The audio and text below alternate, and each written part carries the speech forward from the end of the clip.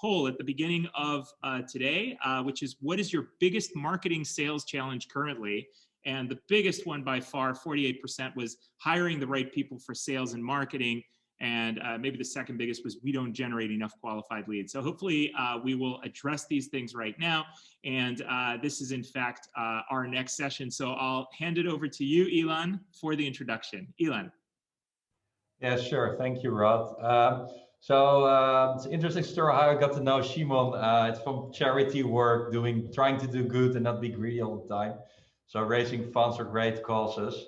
And I got to know his company advising, let's say, B2B software firms in the Netherlands, like that are very big. And I thought, hey, it could be interesting also that he shares his perspective from companies already a bit bigger than the companies Endeit invest in, to share their best practices, how they do sales and in a modern way, and in a modern way marketing, and what really changed due to COVID-19 and what will definitely stay, is there to stay.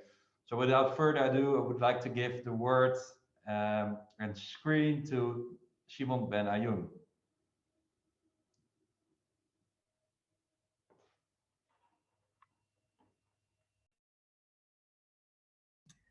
Thank you, Ilan.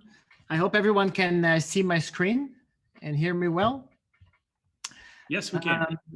I would like to start with a short introduction about myself, very short. My name is Shimon. As you can see, I love B2B. I love B2B marketing and sales. I love it to see the interaction between sellers and buyers. I also love sports, as you can see. I ran the marathon in New York not too long ago, and I love food. I'm also, beside the co-founding Spot on Vision, I also co-founded the B2B Marketing Forum, which is a forum where we engage with CMOs and operational marketing to exchange some ideas and knowledge about B2B marketing. The view that actually I share, and that's something that I really look at every day, is that the only way to win is to learn faster than anyone else. And that's why I'm trying to learn every day something new about sales and marketing. 2 slides about Spot on Vision. We have a very powerful, I think, purpose that we believe in. We believe that meaningful interaction leads to growth of people, and meaningful interaction is a really, really strong promise these days, because if you try to actually focus more on the meaningful rather than too many interactions, that will really lead to growth of your people, but also your business. And what we do at Spot on Vision, we help B2B brands to get more and more into the dream of seamless B2B experience with the personalization bit of it. We help companies with strategy, execution, and technology. If you want to hear more about it, go to our website, spotonvision.com. Some of our customers that we are serving are indeed, as Ilan say, are more than just a scale-up in their phase. However, what we see is that a lot of companies in this in the B2B are facing the same challenges that you mentioned right now in the poll. So let's kick off and go through some of the points that we mentioned. How B2B sales has been changing since. A little bit started before COVID, to be honest, but COVID accelerated this change. What are the challenges and also opportunities that are being presented now? And how can we adapt? And I can give you like 4 tips how to adapt to this new reality. And then we have some times for Q&A. So let's start. And not for nothing that I actually use in this presentation a roller coaster, because this is really a roller coaster. It has been a roller coaster for you as a startups and scale-ups, but also for a lot of our customers in corporate world. And actually what we believe, and I think Martijn also mentioned it, is that this is not something that will just go away. It actually leaves a big stamp for the future. There are big implications to how buyers and sellers are doing business together now, and this will stay in the future. It will not change. And if you don't believe me, I brought some proof from both McKinsey and Gartner. So what we see is that many of those people in the research world are looking and analyzing the trends. What does it do on a global basis? And both of them actually see that more and more sellers and interaction have moved to remote, and more people are feeling comfortable about it. Gartner also expects that by 2025, 80% of this interaction will be online, will be digital, not only because of COVID, but because there is what they call generational preferences.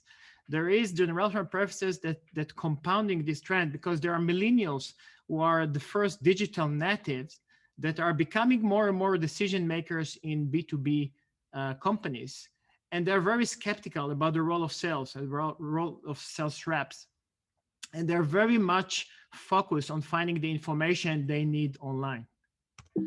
What we also brought in is that a lot of people think that sales is only good for, or sorry, the digital or virtual channels can be only successful for managing existing relationship with existing customers. But what has been proved otherwise, that it's actually as effective as in-person engagement for prospecting as well. So if you want to generate new leads or start new relationship online, is as effective, is being proven that it's as effective as doing it in person. And many of you will say, yeah, but you know, B2B e-commerce, there will be not making big decisions. So yeah, you can buy a business subscription for T-Mobile online. That's fine, but I will not buy more expensive than that. And Gartner, or sorry, McKinsey found out that even big transactions are being done, and buyers are actually willing to go even bigger transaction online. There is a big company called Diamond Shipyard. They are selling all sorts of ships, basically to military, but also to private use. Those ships are costing a lot of money, and the whole process of selling is already done virtually, even before COVID started. So we believe that this trend will continue to improve, and actually transactions that are as big as over 1 million will also become digital oriented. When talking about digital, and that's according to McKinsey, there are two channels that actually they call it breakout stars. One of them is actually video and live chat, and all believe that that's our really important channels and effective channels, not only to present, but also to interact and closing big deals with B2B customers. An interesting aspect of virtual selling is there is a lot of opportunities, a lot of interesting advantages. Think about the lower cost per visit. For if you're going to do a demo to a customer somewhere in the US, it's actually costing you the travel, it's costing you a lot of time that you miss in between, and there is a limit to how many customer can you see per day. So the lower cost per visit is something that is actual, which means that there is a higher margin per sale because the pricing is not changed that much. There is extended reach because small companies find it much more easily now to sell over the border. It's not anymore, nobody expecting you to come over to the company, nobody expecting you to actually be in person. Everybody expects the virtual is a good way to manage a sales conversation. So there is no territory anymore. And there's no territory anymore means that you can find your sales talent not only next to you in your own town or in your own country, but your perspective of finding the talent base is actually growing very rapidly. The last part about innovation and analytics, think about it. That's if you are doing a demo for a customer and you have to go to the customer, it means that you need to take, if it's very important customer, you need to take the product people with you. What happened now, because of everything is being done virtually, the product people can jump quite easily to important demos, which means that they can gather more information and more insights directly from customers and actually have a better roadmap for their product development. Interesting idea about analytics, because I don't know how many of you know a technology company called Gong.io. It's a company, Israeli company by origin, but now they're very big in the US. They just closed a round of funding of $200 million. And what they do is that they record all the interactions that sales has with their prospects, whether it will be a Zoom call, or it will be an email, or it will be a voice conversation. They record all the conversation, and their AI engine is actually translating it and give analytics and coaching to the salespeople how to close deals better. So if you're in sales and you want to listen to or read some of those analytics and some of those tips, I advise you to subscribe to the blog. So just to summarize it, I hope you saw enough stats that actually this is a permanent transformation.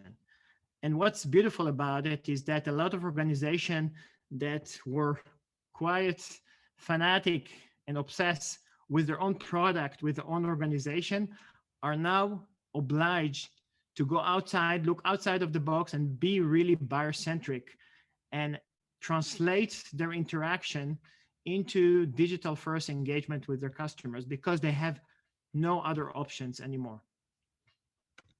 So what are the main challenges that our customers are facing in this era? How do I stay ahead of constantly changing customer need? Because the needs are changing. We heard it from all the expert panels. The needs are changing because of this period. The needs are changing because everything is becoming virtual. So the much challenge that we have as sellers, there is also a challenge for our customers. How do we align with their new buyer journey, and how do we help sales actually to become more successful virtually? So those are the 4 tips I want to bring to you. It's talking about how to reconnect and understand your customers again, how to adapt to your marketing and sales effort to the way they want to buy from you actually, how to plan meaningful interaction and execute them, and how to be ready and engage for what we call everywhere customer. So let's start by looking at the first point and understanding the customers. And I really like the comment that Baron made about, you know, in the first phase of the Corona, don't try to sell, of course. And I still think it's relevant to understand customers, understand their needs, understanding what they are actually dealing with on a daily basis. Think about there, a lot of them are working alone many hours at home. So although we think it's, you know, the first wave is over, but it's not. So we need really to understand them again, understand their needs. So what we do to for customers quite often is mapping their customer personas, buyer personas, understanding the challenges, understand the priorities, what are the new success factors, what are the information needs do they have, and how is their decision criteria is changing. And this is something that is also customers expect us to do, because if you look what the modern B2B buyer expect us to do as a partner, they expect us to be open, to give them access to all information, including pricing. They expect us to be connected, and connected means that we really understand what they want to achieve, what they need to achieve, what are the challenges, so they have like a shared goal with us. And we need to offer them the same experience as Amazon, as Netflix, as Uber, as all these brands that are best in class in intuitivity and experience. This is what they expect from us as well. And they want to have their answers immediately. Now, the second point is that how to refocus your sales and marketing efforts, because we really need to think, okay, there is a new situation, there is a new dynamics in the market. How can I adapt to the new market? And actually, Gartner found out that 77% of the B2B buyers said that the purchase was very complex or difficult. And not only that, what we see is that there is a buying group for big purchases. Of course, the one of you that are actually selling in enterprise or big corporates understand that. And those guys are spending the time in researching, in talking to each other, in meeting to each other, and only 70% of the time they give to vendors. So just try to think that 17% of the time is being given to vendors, to salespeople, to talk to them about their products and services. But think about a short list of 3 companies. It means that you have less than 6% of the time in their decision-making process to say what you need to say. Why? Because the new buyer journey has changed, has radically changed. It's not linear anymore. It's actually like a roller coaster. It's actually based on few buying jobs that the buyers need to do. And between them, there are a lot of hopping from one job to the other. And what is actually needed to do is actually provide them with the right information to support, to complete the critical activities that they need to make a purchase. And those are the critical buying jobs. And for each buying job, there are relevant pieces of content that marketing and sales needs to bring them to actually help them complete the job. So it's actually trying to think from a perspective of a buyer jobs that needs to be done, and you can help them to do it faster. And try to imagine that all the people that are in the decision-making unit, all of them share a few pieces of content and bring it together, and they need to find out, is it the right approach that we're taking? So validation. Are we everybody on board with this decision? And how can we help them to get this consensus? So there are a lot of pieces of content that actually buyer enablement supporting, from benchmark to calculator to recommendation, etc. There is an interesting one for Salesforce, our customers. If you go to the website and look for marketing automation, you're trying to identify your problem. That will help you with an interactive calculator based on your own statistics, based on your revenues, based on your own number of leads. They can help you to calculate what it will be your return on investment on purchasing Salesforce Pardot. You will be having an personalized action plan for what you need and what does it make, when does it make sense for you to actually make the investment. So this is one type of example of sales enablement. Point 3 is actually planning for meaningful interaction. So meaningful interaction, meaning that on the one hand, you want to give them the right content, the content that they really need and find valuable. On the other side, you need to think about personalization. How can I make somebody feel this is what you need and I made it personally for you? And of course, there are a lot of tooling and a lot of ways to do that. So like what we see here, Citrix, for example, they sell the solution to different target audience. And by using IP targeting or IP identification, they know, for example, that when an IT person coming from a big school or university, they can identify that and personalize the content on the website so that it will look like Citrix is really focusing on schools solution. And this is also a role for modern salespeople, because it used to be that they just give information about product or maybe telling you about some information. But right now, the idea is that salespeople need to take the information and make sense out of it to the buyer. Think about it, how to guide them to the right evidence, how to help them with the right questions and prioritize the work that needs to be done. Last but not least, we talked about the everywhere customers. Think about you as a customer as well. You're going to a website, you're opening chat, you're opening WhatsApp, you're going to LinkedIn. How can we be ready for every possibility? So think about how to align the journey to all those channels and create an omni-channel approach with a consistent messaging. How can we get the right data to do that and combine a 360 view of the customers? So there are some people who are doing it really well. For example, if you go to ASR, it's an insurance company. They actually were one of the first company that translated the whole website into conversational website. So there is no information there. It's all based on your questions, your need, and you're being presented with the right answer, the right call to action. One of you know MessageBird, they actually provide companies with possibility to integrate all the different channels. So you as a customer, you can choose whatever channel you would like to communicate with us, and we will accommodate on that. So to summarize it, a lot of things has changed, and we discussed different things, but I think the most important thing that I want you to really, really remember is that think about the buyer journey, put it in the center of everything what you're doing. And most of you have an IT solutions, most of you have SaaS solutions, and the decision to buying the solution is not being done by one person, but by buying group. So think about it, that you need really to adopt your messaging and adopt your content based on the need of the person. Another thing is that we don't talk about that much yet in these conversations, but I think one of the big issues or the big accelerator that this pandemic brings is that actually sales and marketing must work together to make it a seamless experience. Because if they don't work towards the common goal and don't work together towards getting to customers the right information that they need to complete their buying jobs, we won't be successful, not in marketing and not in sales. I think that situation also brings a huge opportunity for companies that are really data driven. There are so much data is being collected now.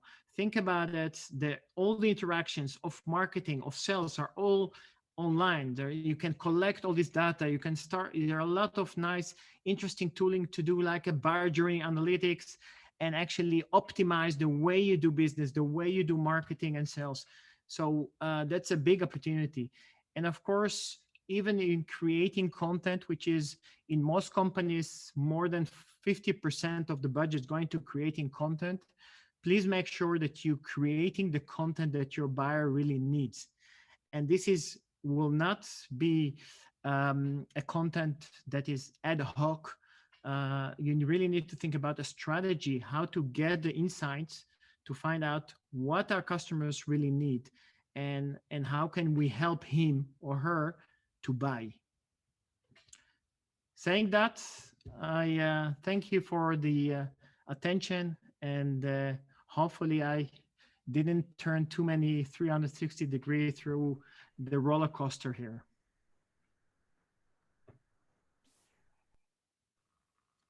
Thank you so much, Shimon. Applause for Shimon. Thank you so much. Any questions?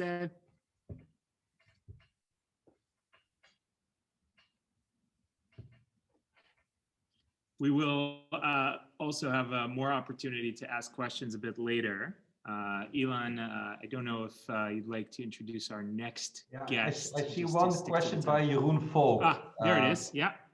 Maybe you'd like to say it, Rod?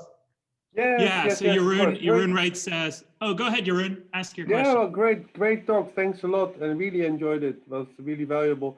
I think this was an example of what I find this is content that you can't get anywhere else and you're happy to listen to. And in this webinar fatigue that we see, that I see now, I can see like at least 50 webinars a week if I want to. Now we are all stuck at home. So do you have tricks maybe on how to get your target audience to your webinar? It's not like I have the best tool A, B, C, D, because it's also on the competitor website and they will come. They will not. And it's like an example that I got recently from Oracle. They wanted to have they wanted to sell their chat robot. Well, if you announce that you have a webinar about chat robots, nobody will come.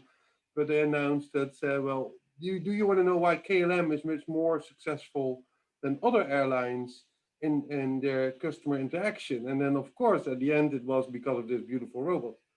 Do you have other tricks maybe in this personalized content on how to do that? How to rules of thumb, tricks, ideas? I don't know. It's so difficult to do that. Yeah, I think it's to be honest, it's not really a trick, but the best tip I can give you is speak to as many customers as you can and prospect, because the fact is that, and that surprised me every time again, that not a lot of marketeers take the advantage of actually calling customers and talk with them. And basically what we actually advise our customers is that go as a marketing, you produce so much content and you just throw it out there and maybe sometimes check the analytics. But what if you just call a customer that download the content and ask him 3 questions? First of all, what was your trigger to download this content? Because that's the trigger that you should use actually for more interaction. Second, what was your experience in consuming our content? This is important question, because what it turns out that more than 30% of people who download content from company and they are disappointed with the quality of the content will never do a business with this company. Just because they read a shitty white paper, just because they read something that they didn't like, they will not do business with the company. And the third question is that, have you seen similar content from our competitor or somewhere else that you really, really like? So just asking these 3 questions will give you so much information that you can actually create more content. And I think, what we do for customers is we do a buyer persona research where we do qualitative interviews with customers.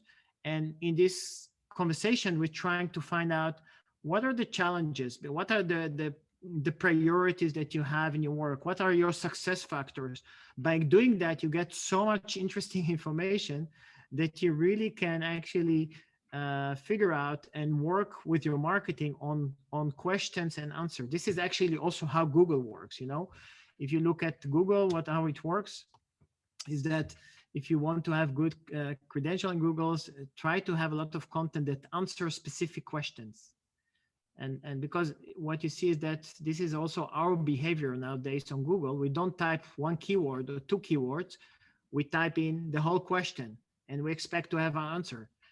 And so the better you be in this practice of thinking about what questions do my buyer have, potential buyers have, even before they start looking at my product. And how can I answer that with a piece of content, with a blog post, with a white paper, with a calculator, with something that will really help them to do something? That will be the best trick to bring them to your site, to your webinar. Thank you, Shimon, for your elaborate and well thought answer. Very insightful. Also the talk itself. Thank you so much. So we're going to the next